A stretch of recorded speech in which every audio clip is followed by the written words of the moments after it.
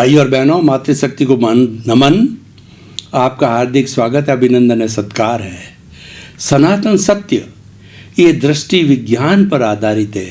दृष्टि विज्ञान का मतलब रियल पुरुषार्थ। रियल पुरुषार्थ का मतलब आप अपनी चेतना के साथ तन्मयाकार हो जाओ। और इस जो है दृष्टि विज्ञान में आपको यूनिवर्सल ट्रुथ मिलता है, सार्वभौम सत्य मिलता है, आपको जीवन की अल्टीमेट रियलिटी का पता चलता है। और उसके अंदर हम कुदरती रचना और कुदरत के कानून का उपयोग करते हैं। ये सारा कार्य हम अलग अलग एपिसोड्स के माध्यम से करते हैं। तो आज हम बहुत ही सुंदर एपिसोड लेकर के आपके सामने प्रस्तुत हो रहे हैं। आज का हमारा विषय है विद्या ददाति विनयम, यानी विद्या विनय देती है। विद्या और अविद्या, विद्या को ज्ञान कहा गया है और अविद्या को अज्ञान कहा गया है। समस्त दुखों की जड़ अविद्या है। और ये आज भारतवर्ष की विश्वविद्यालयों के अंदर कुल 55 तरह के धर्म दर्शन पढ़ाए जाते हैं, जो सब आत्मा में विश्वास करते हैं, पुनर्जन्म में विश्वास करते हैं, और वो आत्मा सत्ता में विश्वास करते हैं, कर्म में विश्वास करते हैं। वो सभी लोग बताते हैं अविद्या अंधकार है, और ये अविद्या ही सभी दुखों की जननी है, और विद्या है सभी सुखों को प्राप्त कराने वाली है। विद्या का मतलब ज्ञान, विद्या का मतलब शिक्षा, शिक्षा का मतलब education. Education makes a man civilized. The difference between the man is animal is of the education. Man is well educated and man is a cultured and animal is the uncultured. जो भेद रेखा है, जो इंसान में और पशु में जो भेद रेखा है, वह भेद रेखा इस ज्ञान की है। ज्ञान मनुष्य के अंदर होता है और अज्ञान पशु में होता है। विद्या मनुष्य में होती है, पशु में अविद्या होती है। तो आज हम ये बताना चाहते हैं कि विद्या ग्रहण करने से क्या मिलता है। विद्या ग्रहण करने से विनय मिलती है। विनय सब गुणों की खान है। एक विनय आ जाती है तो सारे गुण अपने आप साथ में आ जाता है। जैसे कि एक अहंकार का इन्विटेशन दिया आपने, तो क्रोध, अहंकार, माया, लोभ, चारों चंडाल चौकड़ी अपने आप एक के इन्विटेशन से 3 बैकडोर एंट्री से ऑटोमेटिकली घुस जाते हैं। मात्र एक को एंट्री मिलना चाहिए। तो उसी तरीके से हमने जीवन में अगर विद्या को स्थान दिया है तो विनय आ जाएगी, और विनय आ जाएगी तो सभी गुण अपने आप आ जाएंगे। और आप सभी अवगुण लाना चाहते हो तो एक गुण अहंकार को ले आओ, सभी गुण अपने आप आ जाएंगे। मैं आपको एक उदाहरण देना चाहता हूँ कि जो रावण है वो वेदों का ज्ञाता था। रावण शिव भक्त था। 9 ग्रह उसकी हाजिरी में रहते थे। उसके आंगन में उसके इशारों पर नाचने वाले होते थे। इतना बड़ा जो है वो प्रकांड पंडित था। लेकिन अब देखिए कि जो है वो किस तरीके से बर्बाद हुआ। उसके लिए भगवान राम ने अपने छोटे भाई लक्ष्मण को कहा कि उसका जो है रावण का अंतिम समय है और वो बहुत बड़ा जो है ज्ञानी पुरुष है, तो उससे जीवन की अल्टीमेट रियलिटी सनातन सत्य और वह लेकर के आओ, दृष्टि विज्ञान लेकर के आओ। तो वो लक्ष्मण जी चले गए और उसके सिर की तरफ जाकर के खड़े हो गए। लेकिन जो है रावण ने उनकी तरफ आंख उठा करके भी नहीं देखा। और जब वो वापस लक्ष्मण जी राम के पास लौट आए तो राम ने पूछा क्या हुआ। उन्होंने कहा मेरी तरफ आंख उठा के भी रावण ने नहीं देखा। तो उन्होंने कहा तुम कहाँ खड़े थे? कि मैं उनके सिर की तरफ खड़ा था। तो उन्होंने कहा ज्ञान लेने के लिए पैर की तरफ खड़े होना चाहिए, और पैर की तरफ हम गुरु के जब चरण स्पर्श करते हैं तो हमें ज्ञान मिलता है। तो वो लक्ष्मण जी दूसरी बार और रावण के पैर की तरफ खड़े हुए, तो रावण ने उनको नमस्कार किया और लक्ष्मण ने पूछा कि आप बताइए कि आपकी ये स्थिति किस प्रकार बनी। तो उन्होंने कहा कि सर्वगुण संपन्न होते हुए भी मैंने अहंकार के वशीभूत सीता माता का हरण किया और अपने आप को दंभ भरा अज्ञानी समझता हूँ। तो मैं दंभ भरा अहंकारी समझता हूँ। तो भैया लक्ष्मण, इस जीवन में सबसे बड़ी बुराई अहंकार है, और ये आने के बाद में दूसरी बुराइयां अपने आप आ जाती है और जितने गुण हैं उनको चाट जाती है। तो हम ये कहना चाहते हैं, अगर आप को जो गिरना है तो आप केवल एक अहंकार को स्थान दे दो, आप धराशायी हो जाएंगे। और आप बहुत कुछ आगे बढ़ना चाहते हो तो विनय को स्थान दे दो, तो विनय अपने आप आपको आगे से आगे बढ़ाती रहेगी। वो सारे गुण उसके अंदर आ जाएंगे। और विनय कहाँ से आएगी? वो विद्या से प्राप्त हो जाएगी। आज देखिए, आज के ज़माने में पेरेंट्स अपने बच्चों की एजुकेशन के बारे में जब वो बड़े हो जाते हैं 5 साल के 4 साल के, तब सबसे ज़्यादा चिंतित होते हैं। वो सिलेक्शन करते हैं, वो देखते हैं शहर में सबसे अच्छी स्कूल कौन सी है, तो उस स्कूल में चाहे उनकी औकात हो या ना हो, अपने सुख सुविधा में से कटौती करके लोन लेके अपने बच्चे को अच्छी से अच्छी स्कूल में डालना चाहते हैं, क्योंकि वो अच्छी विद्या दिलाना चाहते हैं। तो अच्छी विद्या लेकर के उसको विनयशील बनाना चाहते हैं। तो विद्या का जो है, विद्या साधना है और विनय है उसकी निष्पत्ति है। विनय जो है वह उसकी निष्पत्ति है। तो इसीलिए हमें विद्या के साथ साथ में विनय को अर्जित करना चाहिए। लेकिन आज की शिक्षा प्रणाली में कुछ दोष आ गए। जो गुरुकुल प्रणाली थी वो विद्या विद्यादाति विनयम के सूत्र पर आधारित थी, क्योंकि जो 25 साल की उम्र तक जो है गुरु के पास रह कर के विद्यार्थी सभी तरह के गुणों को हासिल करता था, प्रकृति के करीब रहता था, सम शम और श्रम की जो है नीति पे चलता था।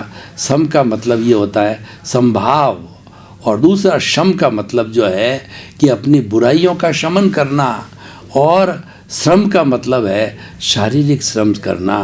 तो प्रकृति की गोद में रह करके शम और श्रम की संस्कृति को वो जानने वाले होते थे, और वह उस प्रकृति को जीते थे और विद्या अर्जन करते थे। तो विद्या ऐसी भावनात्मक विद्या देता था गुरु कि उनसे जो है उसका विनय का गुण आ जाता था। लेकिन आज जो शिक्षा प्रणाली जो आई है उसके अंदर व्यक्ति विद्वान तो बन जाता है, लेकिन विनय का गुण नहीं आता है, केवल तोता रटन होती है।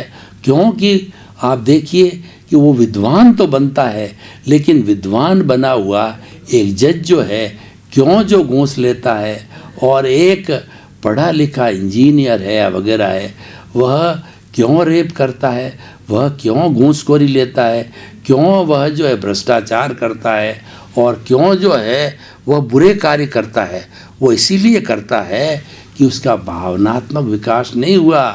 वह विद्या लेकर के और वह विद्वान तो बन गया, लेकिन पंडित नहीं बना। पंडित होता है वो विनय से बनता है, और विनय जो है हमारे इंट्यूशन से आती है, भीतर के गुणों से आती है।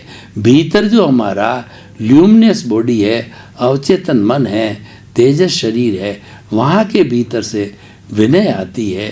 और मात्र ऊपरी जो है वह खाली अध्ययन से अहंकार आता है। वह अहंकार आने के कारण से विनय का अवरोधक है, वह विनय आने नहीं देता है। विनय और अहंकार एक दूसरे के अवरोधक है। जहाँ विनय होगी वहाँ अहंकार नहीं टिक सकता, जहाँ अहंकार टिकेगा वहाँ विनय नहीं रह सकती, क्योंकि एक दूसरे के प्रति उसकी प्रकृति विपरीत है। तो भाई और बहनों, हमने जो आपको बताया विद्वान और पंडित का भेद ये बताया कि पंडित होता है वो इंट्यूशनल होता है, वो प्रज्ञा चक्षु होता है, वो स्थित प्रज्ञ होता है, वह जो है वह समभाव रखता है, वो दोनों को एक स्थिति में रहता है। दूसरे शब्दों में कहूँ, अहंकार को स्थान नहीं देता है, वो सरलता को स्थान देता है।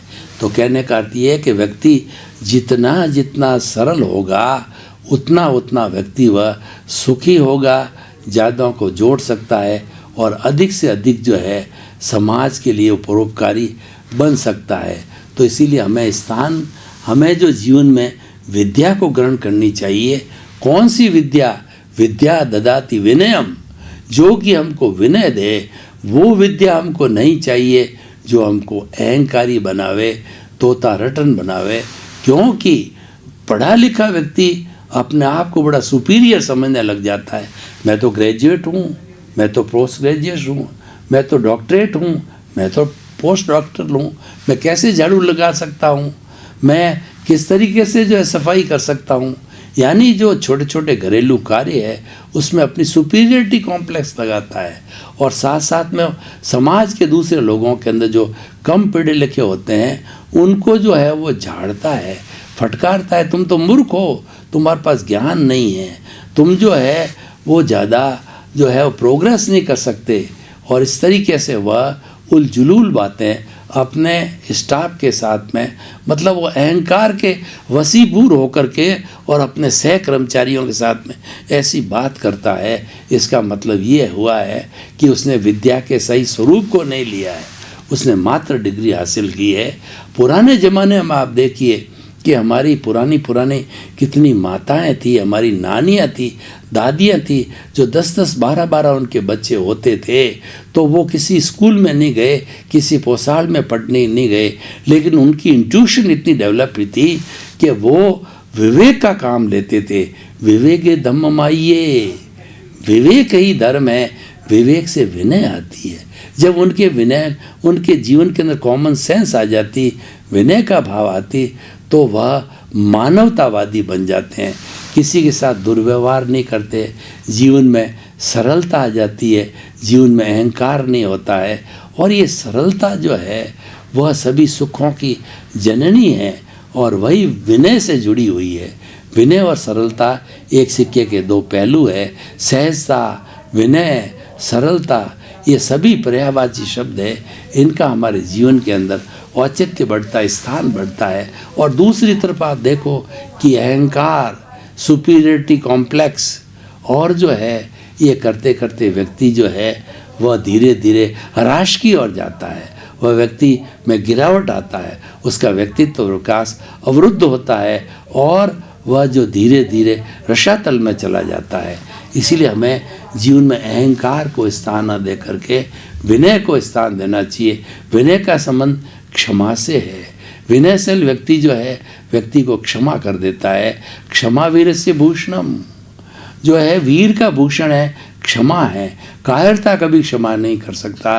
कायरतावादी व्यक्ति तो वह टिट फॉर टैट करेगा, वह नैले पे डैला डालेगा और वह जो है ईंट का जवाब पत्थर से देगा, क्योंकि वह जो है अहंकार की भूमिका के अंदर है।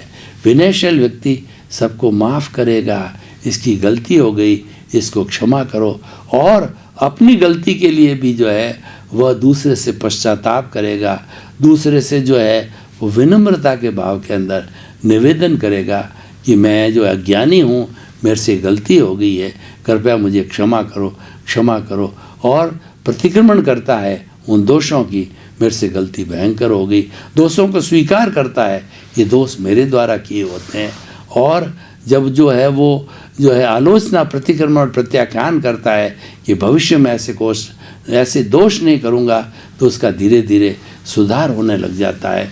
व्यक्ति मानवतावादी बन जाता है, व्यक्ति धार्मिक बन जाता है। तो भाई और बहनों, बेसिक डिफरेंस आप समझे, एक तरफ तो अहंकार है, दूसरी तरफ विनय है। और जो हमारे तीर्थंकर भगवान हैं वो जितेंद्रिय कहलाते हैं, जिन्होंने मन वचन जो अपने जो है क्रोध, अहंकार, माया, लोभ को जीत लिया, वो तीर्थंकर कहलाते हैं, वो केवली कहलाते हैं, वो जितेंद्रिय कहलाते हैं कि उन्होंने बुराई को, उन्होंने अज्ञान को जो है बदल दिया ज्ञान में, और ज्ञान में बदल करके धीरे धीरे वो जो है इस संसार की क्या रियलिटी है, इस संसार को संचालित करने वाला कौन है, और अपने जो जो जो प्रारब्ध और संजोग है उनको जो है अपना हिसाब मान करके वो चलने वाले धीरे धीरे वो आगे बढ़ करके और सिद्ध बुद्ध और मुक्त बन जाते हैं। तो भाई और बहनों, विनय एक पावरफुल मंत्र है, विनय एक पावरफुल यंत्र है, विमल जो विनय है एक पावरफुल वीपन है। इसके जरिए हम जो है शत्रु को अपना मित्र बना सकते हैं, और अगर हमारे में अहंकार है तो हमारा विनयशील दोस्त भी जो है आपका शत्रु बन जाएगा। तो जीवन में विनय के गुण को स्थान दो।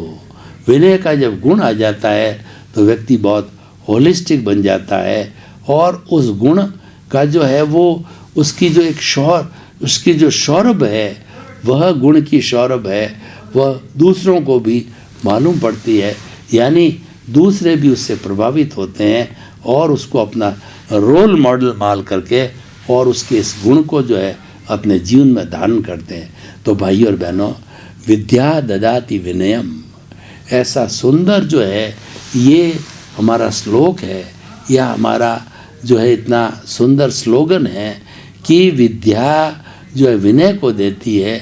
इसको हमें भीतर और बाहरी दोनों दृष्टिकोण से समझना चाहिए। और भाई और बहनों, आपका बहुत बहुत धन्यवाद। आप हमारा ये सनातन सत्य कार्यक्रम बराबर देख रहे हो, देखते रहिए। सनातन सत्य कार्यक्रम दृष्टि विज्ञान पर आधारित है, आपको रियल पुरुषार्थ देता है, ऐसा पुरुषार्थ देता है कि आपका सीधा कनेक्शन अपने अस्तित्व, अपनी आत्मा के साथ हो जाता है। और जब आप सेल्फ रियलाइजेशन, इंट्रोस्पेक्शन और अपने आत्मा के साथ रमण बातचीत करना प्रारंभ करते हो, आत्ममय हो जाते हो, तो आपका धीरे धीरे जो है ये हमारा अज्ञान है वो मिटता जाता है। इसी क्रम में आपका जीवन आनंदमय हो, मंगलमय हो। आपके प्रति बहुत